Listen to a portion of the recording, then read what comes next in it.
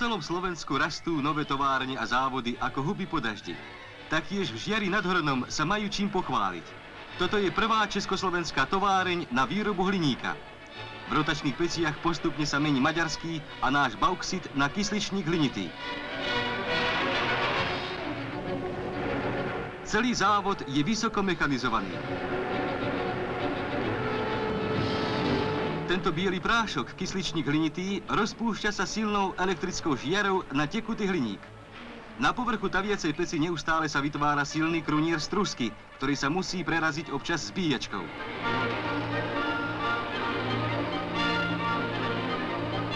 Celý technologický postup je zložitý, no slovenskí hutníci za pomoci českých bratov rýchle zvládli novú výrobu. Kapacitou a technickým vybavením patrí tento nový závod medzi najmodernejšie v celej Európe.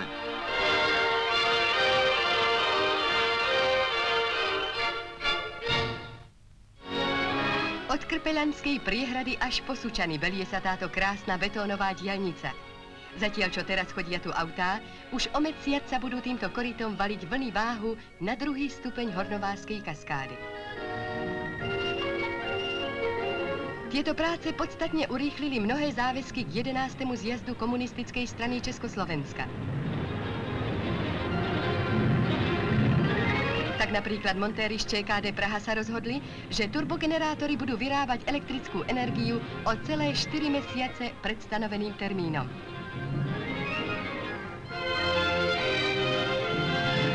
Vďaka budovateľom tejto hydrocentrály získame takto niekoľko miliónov kilovatov viacej pre naše továrne a domácnosti.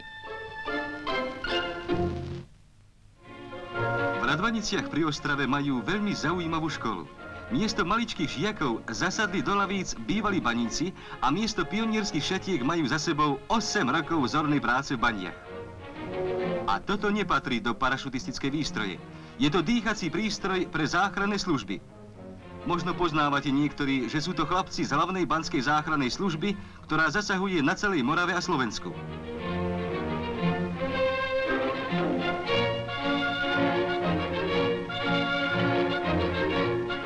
Pochopiteľne po teórii treba všetko vyskúšať aj v praxi, a to v podmienkach, aké sa môžu vyskytnúť pri nehodách v baniach.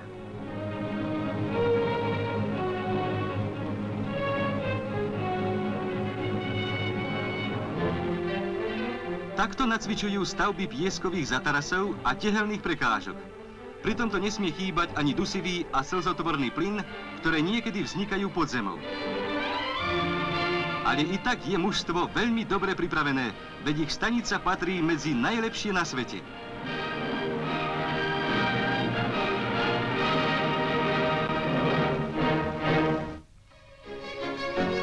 Nedávno koncertoval v Pražskom dome umelcov súbor huslistov Veľkého divadla z Moskvy. S veľkým záujmom stretla sa technicky náročná skladba rímskeho Korsakova Let Čmeliaka.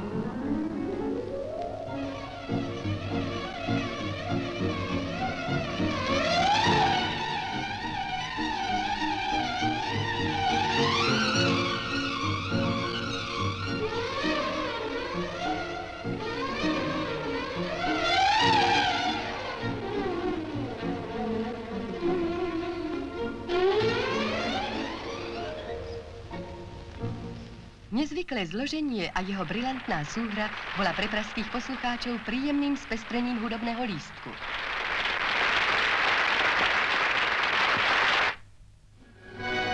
Občianska vojna v Indonézii, rozpútaná imperialistami proti nezávislosti a mierovému kurzu celej krajiny, sa blíži ku koncu.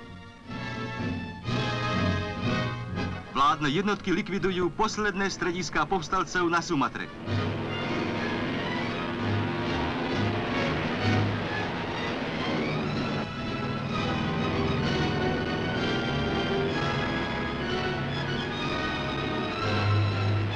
Skoristené zbrane usvedčujú zasahovanie Američanov a čankajškovských figúrok z Tajvanu. Spupní dôstojníci sú izolovaní a civilné obyvateľstvo zbavené krutovlády víta s radosťou svoje oslobodenie.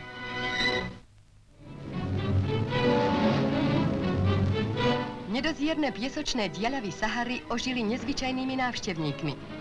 Tieto skúšky rakiet akisto neposlúžia k jej zavlaženiu a zúrodneniu. Ich cieľ je celkom opačný. Preniesť tieto mŕtve pustatiny do civilizovaných končín sveta.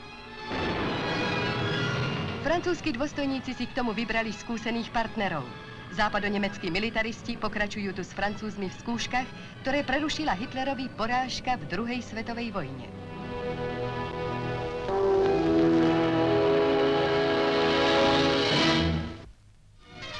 Aj v Kanade pripravili neobyčajne veľkú explóziu. Teraz však v prospech civilizácie.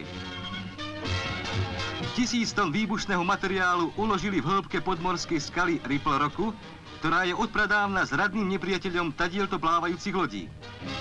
Všetko je pripravené, čaká sa iba na signál.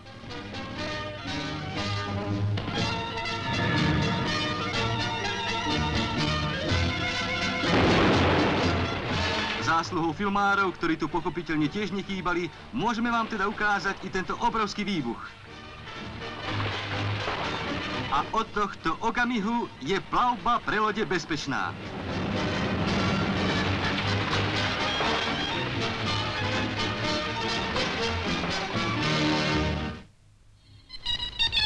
V berlínskej športhale usporiadali šampionát Európy v športovej kaviarenskej disciplíne v biliarde. Majstri tejto hry predviedli tu svoj bohatý repertoár.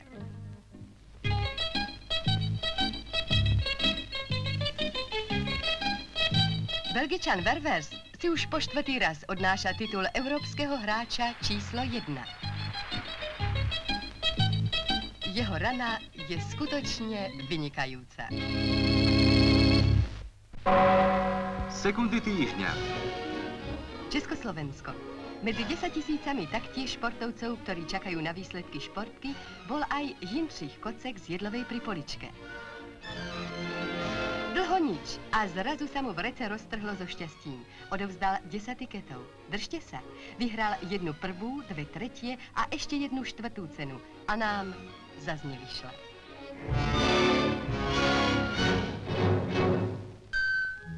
Brémy. V Brémach vzbudila veľký záujem verejnosti výstava Československej detskej knihy.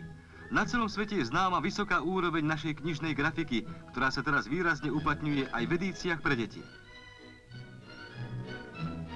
A tak ako náš Pepík alebo malička Marienka potešili sa krásne ilustrovanými rozprávkami i hamburský Sepp a brémska Marienchen.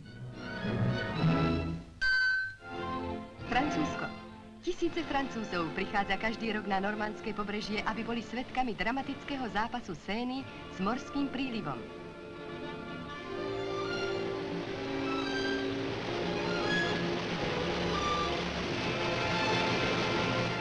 Ale táto vlnka si vie zažartovať a tak mnohý z divákov pozná na vlastných šatoch, že aj morská voda je mokrá. Berlín. Taktiež hrocha v berlínskej zoologickej záhrade sme zastihli pri kúpaní. Nie len malé deti, ale aj niektorí dospelí by si mohli vziať za vzor jeho lásku k hygiene. Tak vidíte, hovorí sa hrošia koža, ale tejto hrošej slečinke by mohla závidieť nejedná slečinka s jemnou kožičkou.